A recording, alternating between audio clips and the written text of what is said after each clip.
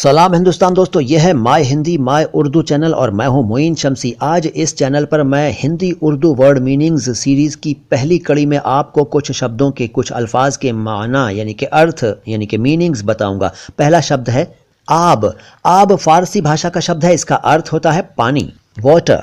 Water के अलावा इसके और भी मीनिंग्स हैं जैसे कि स्प्लेंडर, एलिगेंस, पॉलिश, वाटर और lustre in gems, temper of steel, sharpness of sword और ब्राइटनेस। ये सारे मीनिंग्स हैं आब के। इसी आब से बना है आबकारी। आबकारी का मतलब होता है शराब का बिजनेस, और इसके अलावा शराब का जो सरकारी महकमा, सरकारी विभाग होता है उसको आबकारी विभाग या महकमा आबकारी कहते हैं। मतलब मैंने बता दिया, शराब का बिजनेस। इसी तरह से आब से बना है आबपाश।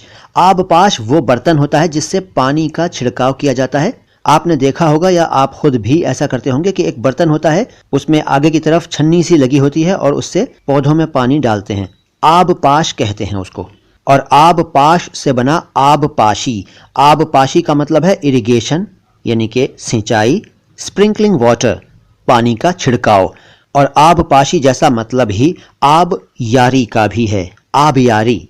दोनों वर्ड्स के सेम मीनिंग्स हैं यानी कि इरिगेशन और स्प्रिंकलिंग वाटर, सिंचाई या पानी का छिड़काव।